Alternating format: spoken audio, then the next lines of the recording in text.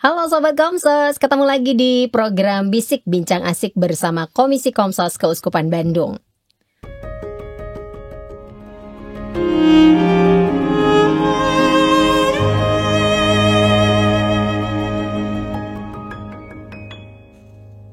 Nah, di studio Komsos sekarang sudah kedatangan lagi Bapak Suryatin ya. Sudah, ini adalah part yang kedua. Kita bakal ngobrolin apa? Pastinya bisnis, bukan dong? Karena beliau ini pakarnya. Nah, ini kita datangkan lagi part 2-nya. Karena banyak memang yang sangat tertarik dengan obrolan episode sebelumnya nih Pak Suryatin mengenai AI. Nah, ini kita akan melanjutkan kembali nih obrolan seputaran si AI ini, Artificial Intelligence, yang kalau di episode pertama tuh saya ketar-ketir gara-gara nonton film Hollywood ya. Gara-gara itu tuh, apakah ini akan memusnahkan umat manusia di dunia? Apakah seperti itu, semenyeramkan itu AI gitu? Nah, ini lanjutannya. Kalau misalnya sekarang itu kan orang tidak akan bisa lepas kehidupannya dari yang namanya Generative Artificial Intelligence ya Pak ya. Jadi kita memang harus keep up dengan si Gen AI ini gitu. Tapi banyak orang yang masih bingung juga nih menggunakan AI itu sebenarnya untuk kepentingan apa sajakah gitu. Itu biasanya mereka yang banyak masih berguna nggak ya sebenarnya si AI ini untuk saya, apalagi misalnya lansia gitu. Nah, sebenarnya seberapa penting sih, seberapa orang juga tahu bahwa si Gen AI ini ternyata memang berguna gitu. Makin kesini, makin kesana. Oh enggak ya, serius. Oke, serius. Makin kesini, makin akan sangat diperlukan. Ya, apakah bisa meninggalkan generative AI? Bisa, cuman kitanya yang tertinggal. Ya, tertinggal dan ya nggak bisa memanfaatkan apa-apa gitu dari teknologi yang bagus ini. Kalau tadi disebut misalnya, nah yang sudah tua-tua gimana gitu kan ya. Generative AI itu ada banyak klasifikasinya ya. Generative AI yang khusus tentang teks, jadi mengenerate macam-macam informasi dalam bentuk teks. Sekarang ini sudah multimedia, jadi mengenerate video, mengenerate gambar, itu semua bisa, gitu kan ya. Itu genre-genrenya dari Gen AI itu kan ya. Karakternya macam-macam. Nah, salah satu karakter misalnya companion. Companion itu adalah generative AI yang dipakai untuk menemani. Karena ya di dunia ini khususnya di negara yang sudah maju, itu angka kelahiran kecil sekali, negatif, sangat menurun. Negatif ya. Jadi Jepang adalah bangsa yang menua, Singapura akan segera menjadi bangsa yang menua, Jerman sudah lama itu. Jadi itu tren. Kalau negara itu kelihatannya, kalau negara itu maju ekonominya, lalu menua, karena tidak banyak yang berani untuk membangun keluarga dengan anak. Tanggung jawabnya mungkin terlalu besar ya. Jadi makin banyak jumlah orang tua, dan biasanya orang tua itu terus sendiri. Nah, untuk kasus yang semacam itu ada companion. Generative AI-nya diciptakan untuk bisa ngobrol yang gabut itu. Episode pertama ya Pak, yang gabut. Dan ini makin dulu juga di episode pertama kita membahas, karena Mbak Krisan tanya kan, emosi bagaimana? Tahun ini itu sudah mulai di-plan ya, membuat sebuah companion generative AI yang punya emosi. Tuh kan, ya. Semakin deg-degan aku. Punya emosi, jadi dia bisa menyesuaikan cara dia bicara, topik-topik bicaranya setelah mengenal lawan bicaranya ini siapa. Gitu. Itu contoh aja ya. Itu hal yang untuk dunia maju yang orang tuanya sendiri banyak sekali kesepian itu sangat perlu. Tapi sebetulnya ini banyak dipakai untuk mereka yang masih produktif, untuk pekerjaan apapun gitu.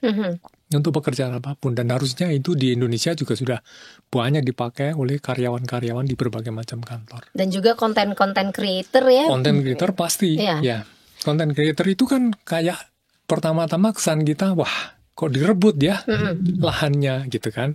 Tapi sebetulnya tidak, itu yang disebut dengan augmentation. Jadi generative AI ini sebetulnya bagi content creator yang tahu memposisikan dirinya, ini menjadi alat yang bisa membantu dia untuk menjadi lebih kreatif dalam hal-hal yang dia generate, tapi menggunakan bantuan awal atau ide awal dari generative AI.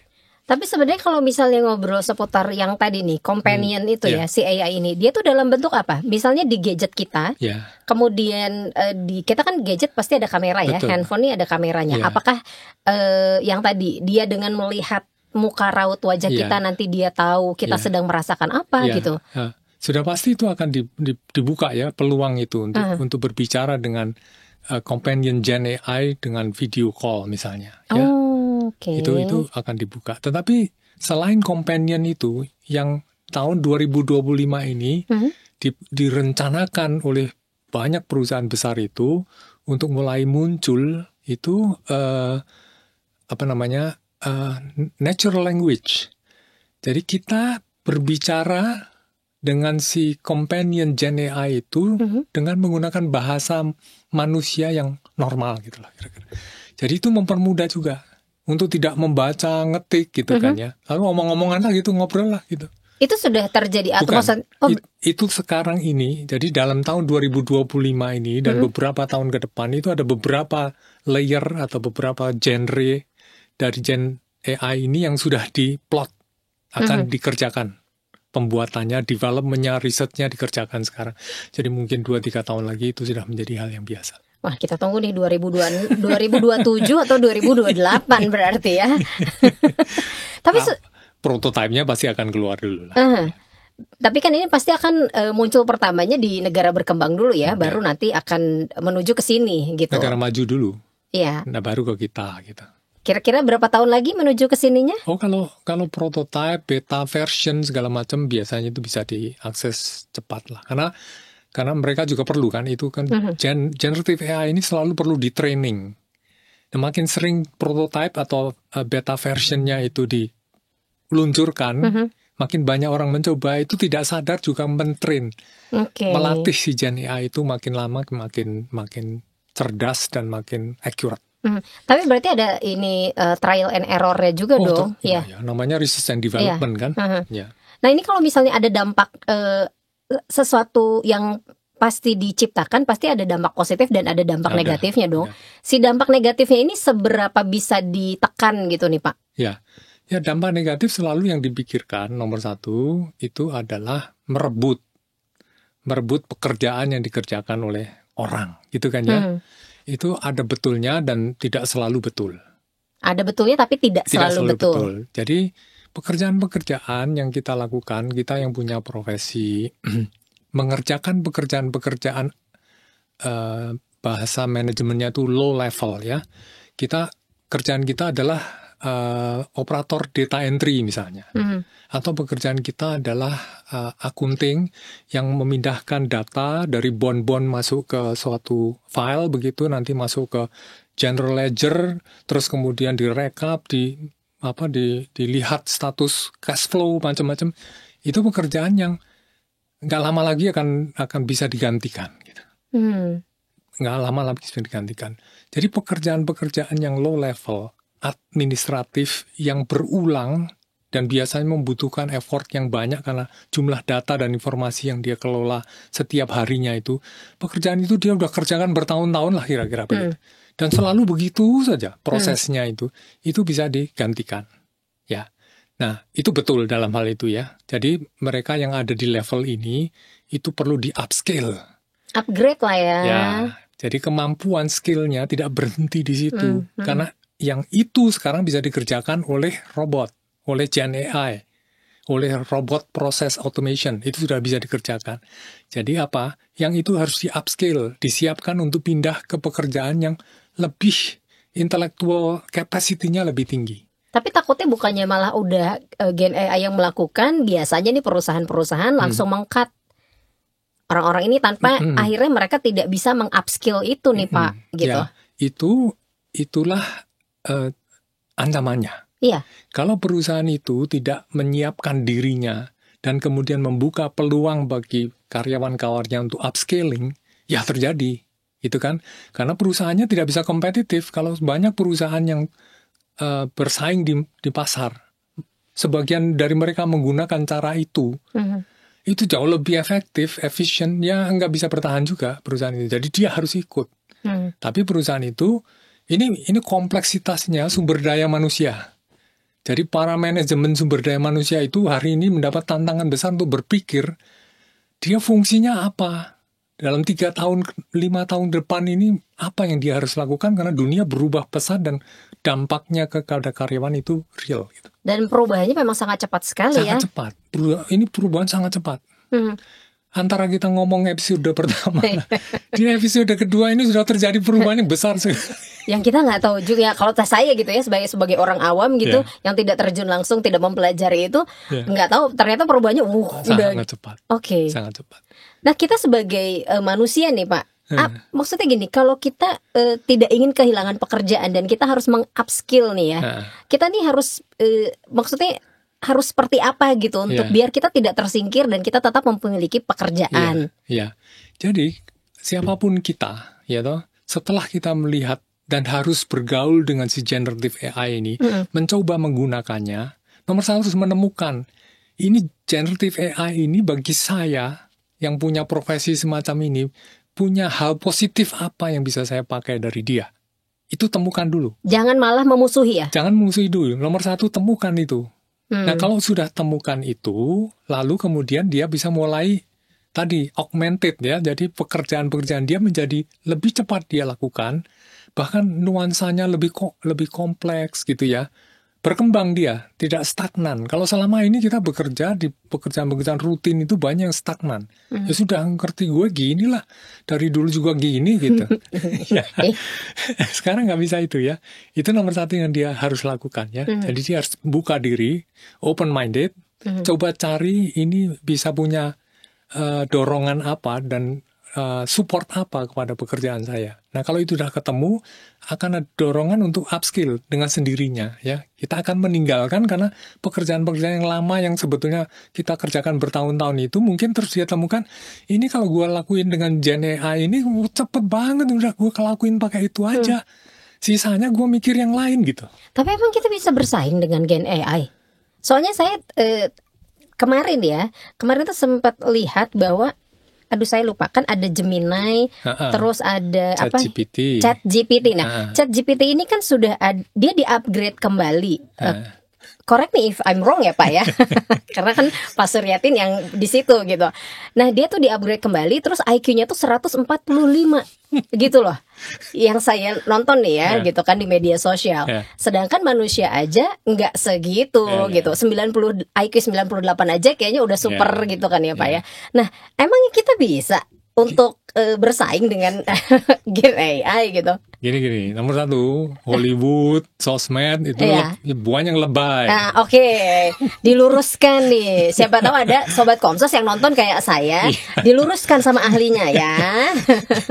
Jadi harus sering juga mengakses situs-situs sosmed yang kredibel gitu ya, itu nomor satu lah. Jadi apakah kita bisa dikalahkan oleh Gen AI? Gen AI itu sekarang mengalahkan kita sudah.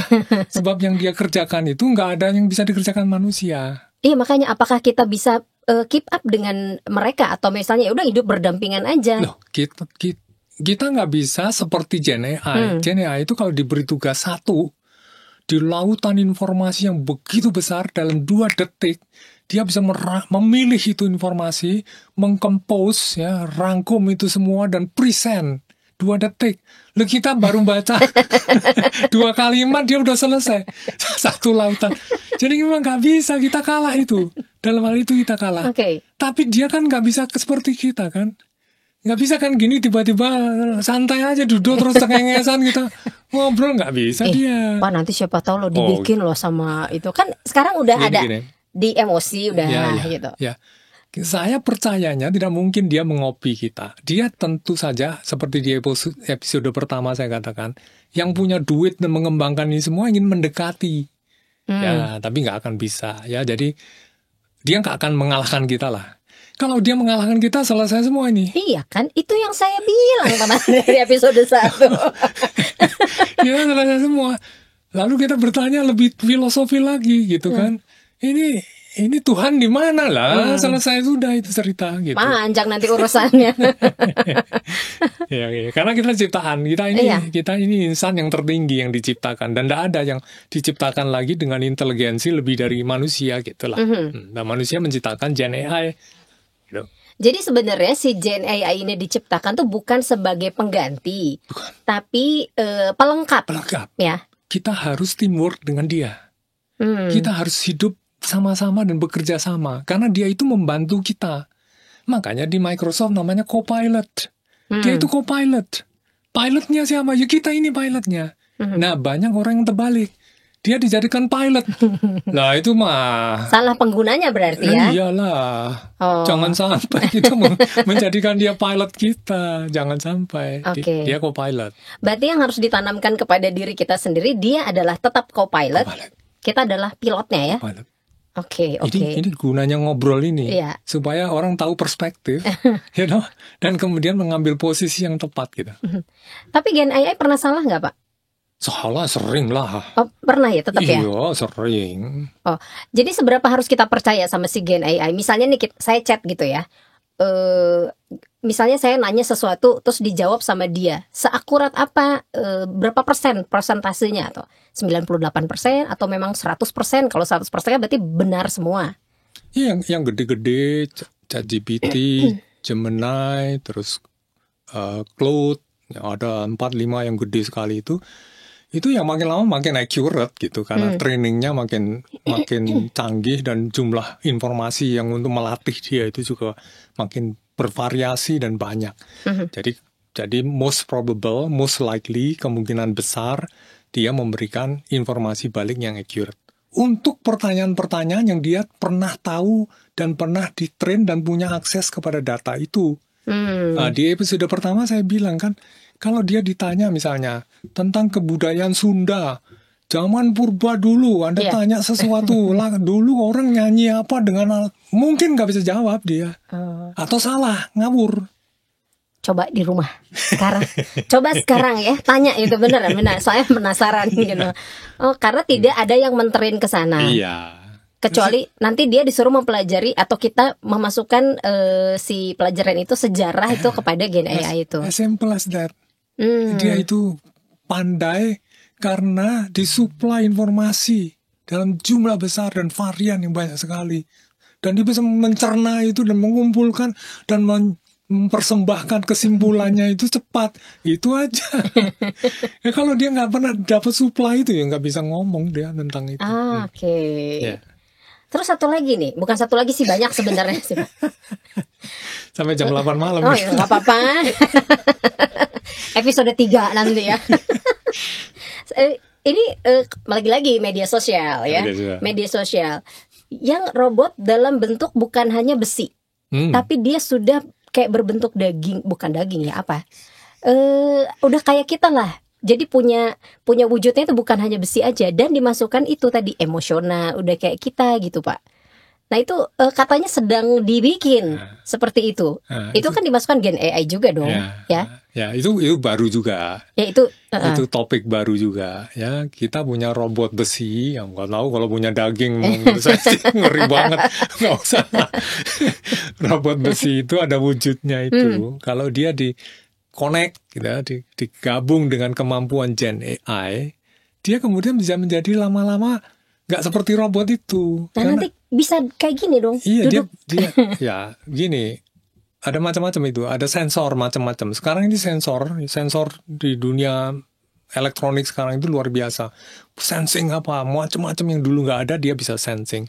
Nah, kalau sensor itu dia pakai, terus kemudian di-connect dengan kemampuan Gen AI untuk mengolah historical information yang besar sekali ini, dan supaya bereaksi dan memberikan respons yang benar, ya lama-lama memang kayak manusia dia gitu.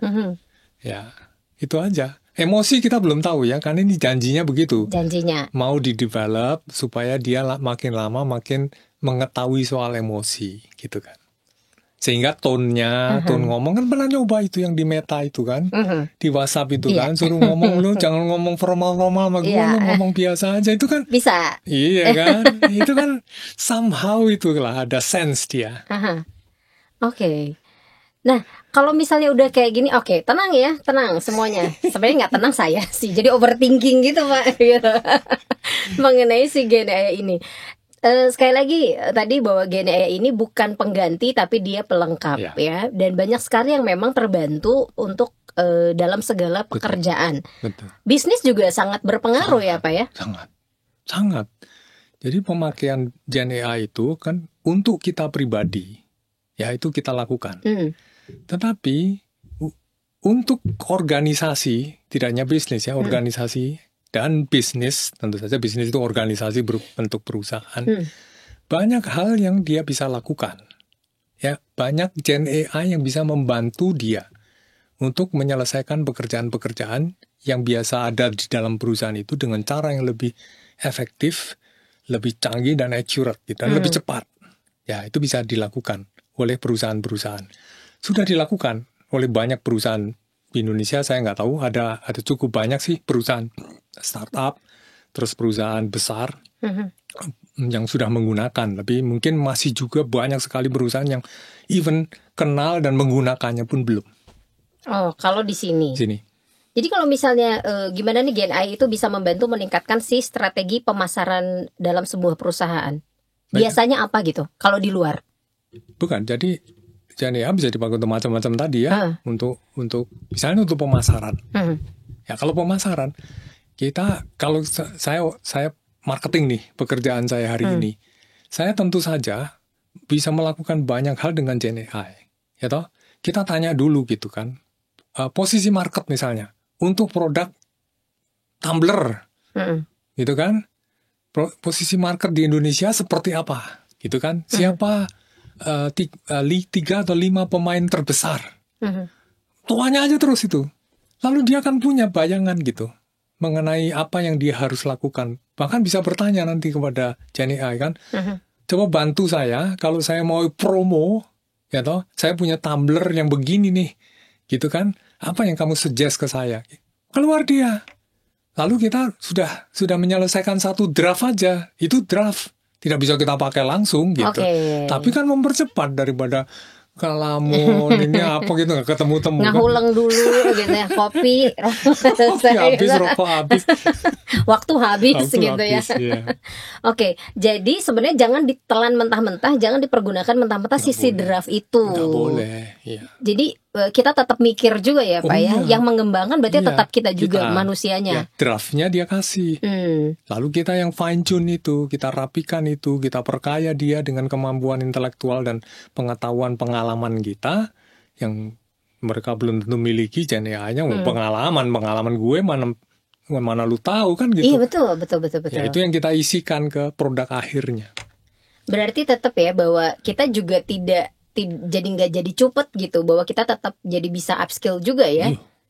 Kalau misalnya kita menyerahkan segala sesuatunya pada si AI ini kan akhirnya kita nggak berkembang juga kan. Makin bodoh gitu. Iya. Itu yang juga dari pertanyaan takutnya dulu kan. Ini kalau orang bukan makin bodoh semua lah, terserah lu. Kalau mau lu makin bodoh ya lu kerjain aja dengan cara yang salah gitu. Iya betul sih. Nah kalau misalnya dalam lingkungan gereja gitu ya Pak, kita nih kan ya kita di Keuskupan Bandung gitu ya. Seberapa pentingnya kita gitu dalam lingkungan gereja menggunakan Gen AI? Penting atau sebenarnya nggak usah? Nah ya sebenarnya regardless ya, kita lingkungan gereja atau lingkungan mana saja, sebagai manusia saja kita sudah pasti kita akan terlibat di sini dan akan banyak menggunakannya.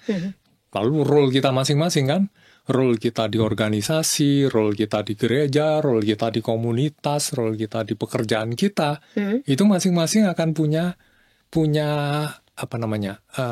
cara tersendiri atau kebutuhan tersendiri untuk menggunakan Gen AI ini membantu role dan tugas saya dalam tadi masing-masing tadi. Jadi regardless itu tidak spesifik kepada karena kita komunitas gereja misalnya. Soalnya gini, kemarin itu kan pokoknya pas setelah episode pertama Om Chef tuh ngirim yang kita sempat ngobrol nanti gimana nih pastur pas pengakuan dosa gitu kan. Ternyata ada di mana Brazil, di mana sih Om? Nah, dia di Swiss. Itu tuh ada loh, Pak, gitu ya. Yesus. Gimana? Yesus. Jadi dimasuk ke ruang ruang pertobatan, pengakuan dosa gitu ya. Terus ketemunya tuh Yesus gitu. Jadi kan itu sudah terjadi sebenarnya. Jadi kita ngaku dosa tuh ketemunya ngelihatnya wajah Yesus gitu. Mungkin karena di sana jumlah romo sudah makin berkurang gitu ya. Tapi kalau menggunakan hologram Yesus gitu ya oke sih. Gitu. Tapi too far lah kalau menurut saya, terlalu jauh ya. Biasa aja gitu kalau mau berhubungan dengan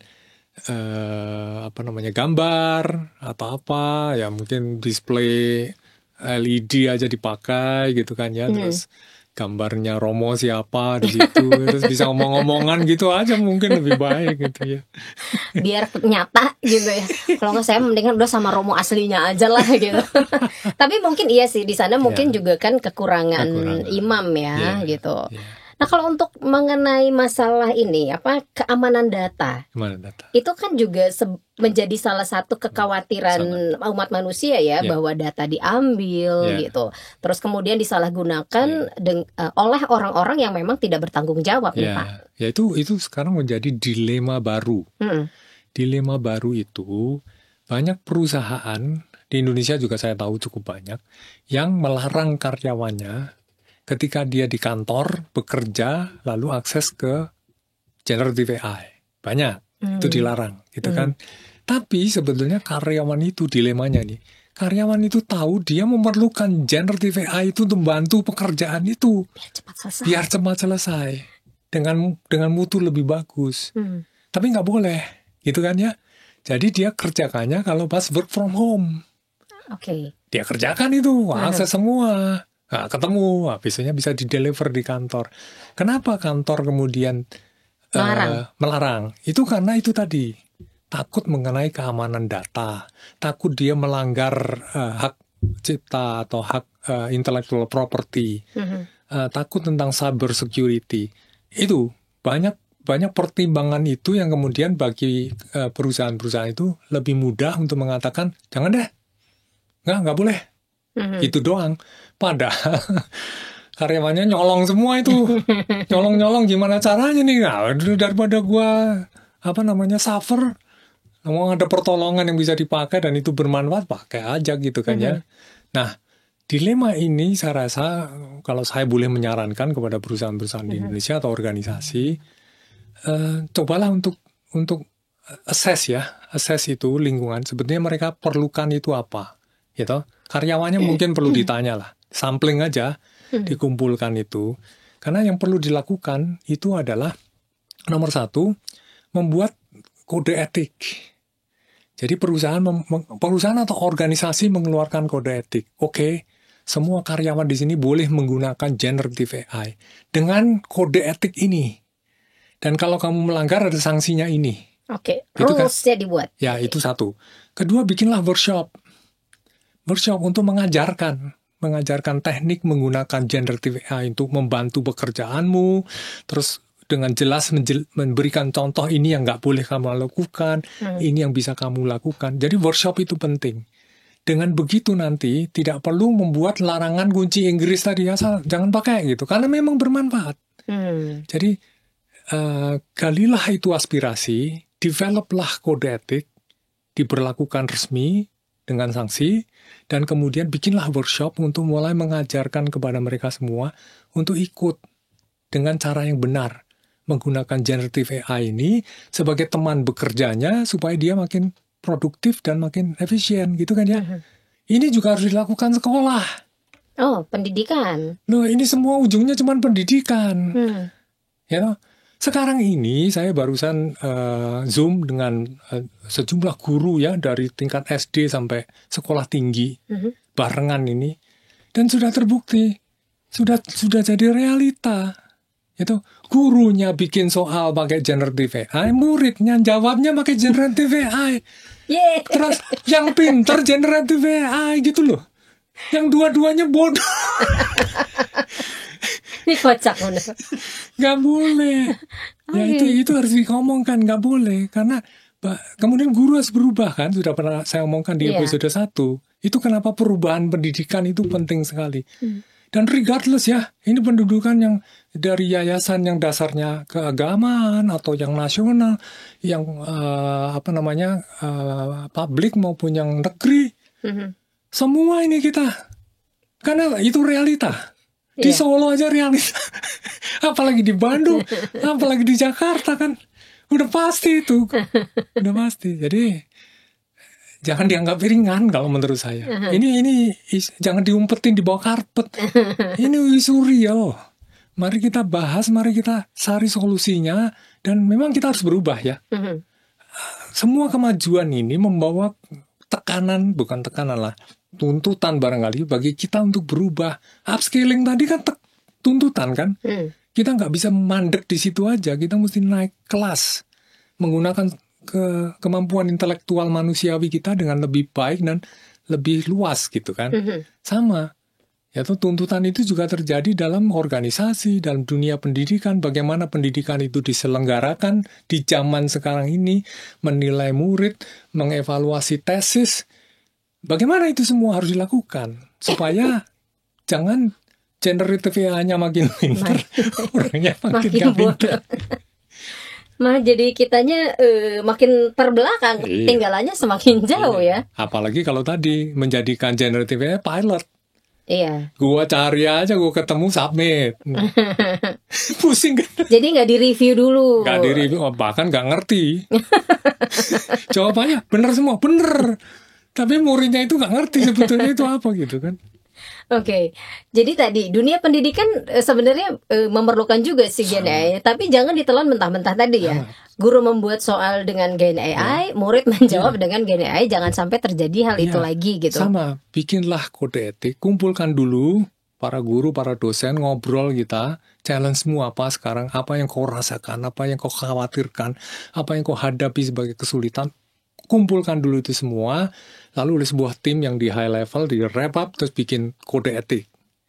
Boleh pakai kode etiknya ini, ya, bagi guru, dosen ini, bagi murid begini, ya, bikin workshop. Workshop itu dibikin untuk melatih tadi semua. Kode etiknya itu dinyatakan dengan realita penggunaan gitu. Sampai mereka oke semua, terampil, terus bisa jalan. Tapi nanti dia bilang breaking the rules. Peraturan dibuat untuk dilanggar. Karena sangat memudahkan sekali. Aduh ngapain saya capek-capek gitu. Udah ada Gen AI, udahlah gitu kan. Hey ingat ya, harus upskill. Kalau enggak mah udah bablas, udah ketinggalan, udah nggak jadi. Bahkan nanti guru bisa diganti apa kalau misalnya caranya gitu terus gitu. Yeah. Guru tidak bisa diganti. Apakah guru bisa diganti AI? Jawaban saya tidak. Oke. Tapi guru yang tidak pakai AI, dia bisa diganti guru yang pakai AI gitu. Oke. Nggak hanya guru, mau dokter, mau lawyer, mau siapa saja gitu. Oke. Kebayang ya kalau lawyer yang diganti dengan lawyer yang menggunakan AI. Iya. Okay. Siapa aja itu?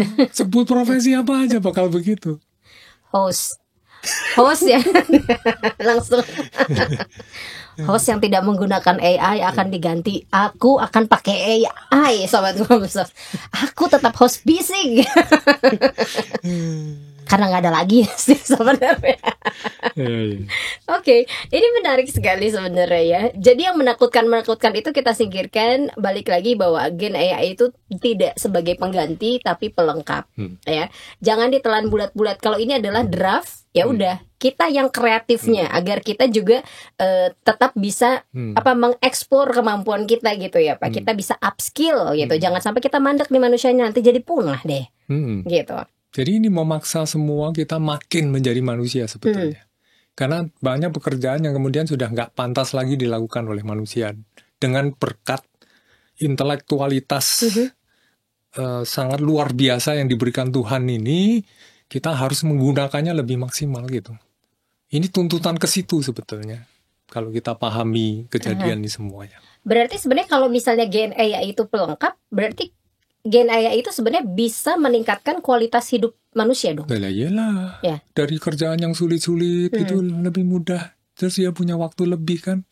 Sekarang banyak programmer nih ya, bikin program coding komputer itu yang sudah pakai Gen AI. Terus dia tinggal benerin. Dia masih ngerti bahasa programming ya, ngerti Python, ngerti R, ngerti C, ngerti segala macam itu. Kalau dia nggak ngerti ya kurang ajar gitu. Dia ngerti itu, dia suruh dia tolong bikinin saya pakai Python ya, program yang isinya gini fungsinya. Keluar itu draftnya, terus dia review. Terus selesai dengan lebih cepat. Kan terus dia punya waktu kan, dia punya waktu bisa dipakai untuk life work balance, bisa dipakai untuk memikirkan sesuatu hal yang lebih berguna, lebih manfaatnya, lebih strategik bagi perusahaan atau organisasi tersebut daripada sekedar cuman gitu. Bisa dipakai healing, Pak. Bisa healing ya? Healing. Baru tahu tuh. Enggak. Kan Gen AI yang kerjain, saya healing dulu gitu. Jalan-jalan, liburan, penat soalnya gitu.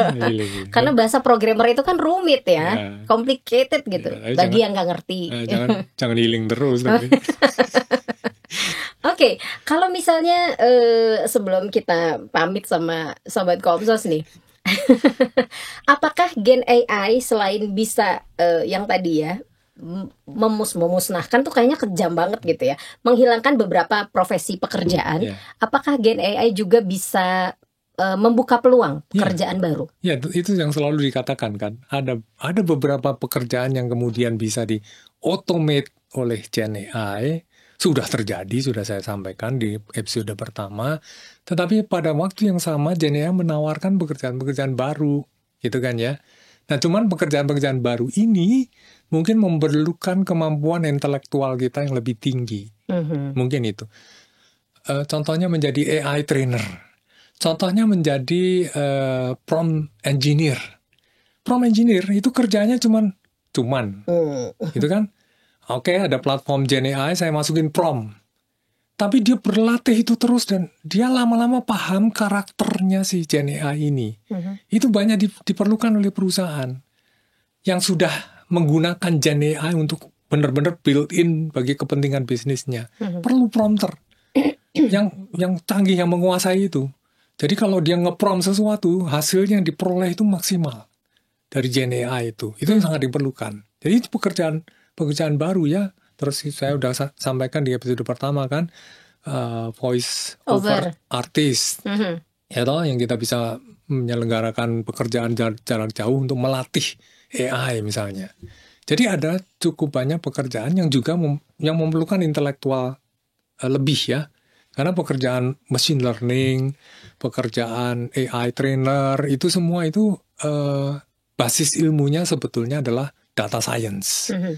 Jadi data science itu adalah bidang yang penting di zaman ini. Di Indonesia, ya universitas yang punya jurusan data science nggak banyak lah ya. UI, ITB, BINUS, Telkom University, beberapa itu. Dan itu penting sekali ya. Indonesia perlu punya banyak orang semacam itu. Karena memang itulah yang bisa membantu kemajuan kita bersama nanti. Ya, dia bisa mengorganisir data yang tersimpan di sudut-sudut perusahaan atau organisasi yang nggak pernah disentuh itu, padahal itu adalah tambang emas yang zaman ini sangat perlu diolah begitu untuk menjadi kemampuan bisnis dan memang itulah yang diperlukan orang-orang yang punya kemampuan itu. Oke. Jadi tenang ya. Tenang. Ada buka peluang pekerjaan-pekerjaan baru gitu ya. Jangan takut. Jangan kayak aku, Parno. Tapi setelah ngobrol sama Pak Suryatin jadinya semangat nih. Oh, ternyata sebegitu meringankan kehidupan kita si Gen AI ini ya. Dan buat lansia juga ternyata ada manfaatnya Gen AI ini. Saya boleh kasih contoh ya? Boleh Pak, masih belum disuruh closing kok kita. Saya banyak memberikan presentasi. Kalau dulu saya bikin presentasi, saya bikin dulu isinya apa, terus mulai menghias gitu kan, kayak graphic design begitu. Sekarang udah nggak lagi, gitu kan? Karena ada platform. Saya bilang, tolong bikinin saya slides, judulnya ini. Keluar dia, bruk gitu kan. Nah, kalau saya geblek gitu ya, ya presentasi itu saya pakai gitu. Tapi tidak, yang saya lakukan adalah itu semua keindahannya itu saya pakai. teksnya saya ganti total karena saya nggak mau bicara seperti dia. Saya punya poin-poin detail sendiri dan pengalaman saya itu yang saya keluarkan. Tapi saya udah nggak ribet menghias lagi gitu. Jadi desainnya yang diambil. Desainnya yang diambil.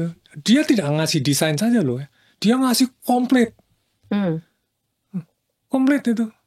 Bisa jadi presentasi apa aja bisa, Pak. Mau presentasi AI bisa bikinkan nanti besok presentasi ini.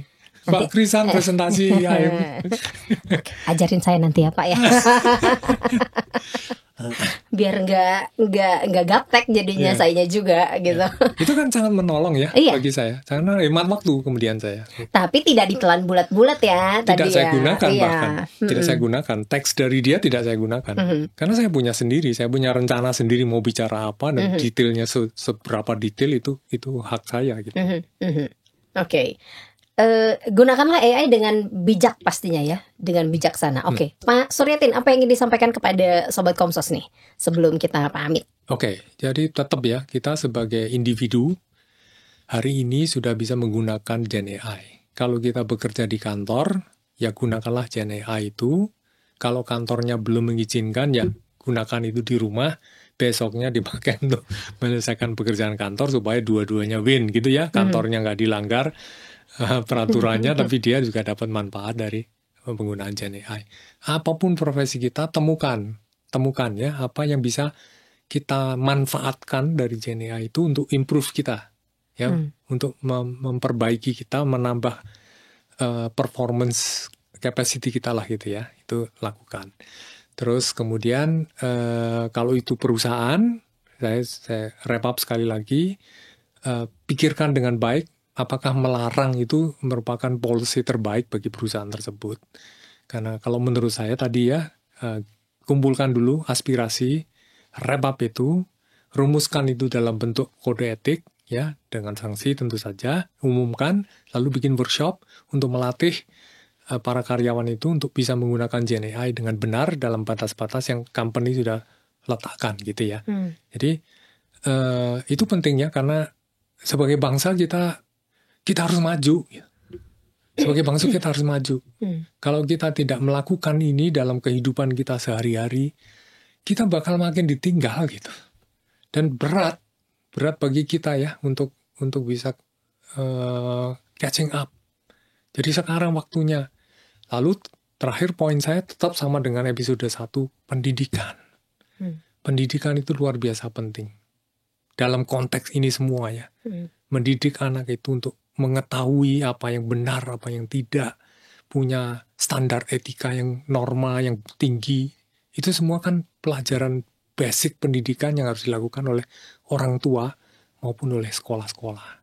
Dan kemudian bisa menggunakan itu dengan baik, guru dengan muridnya sama-sama menggunakan, tapi ada tuntutan berubah untuk bagaimana mengelola pendidikan dan menjalankan operasi pendidikan di zaman yang aneh ini.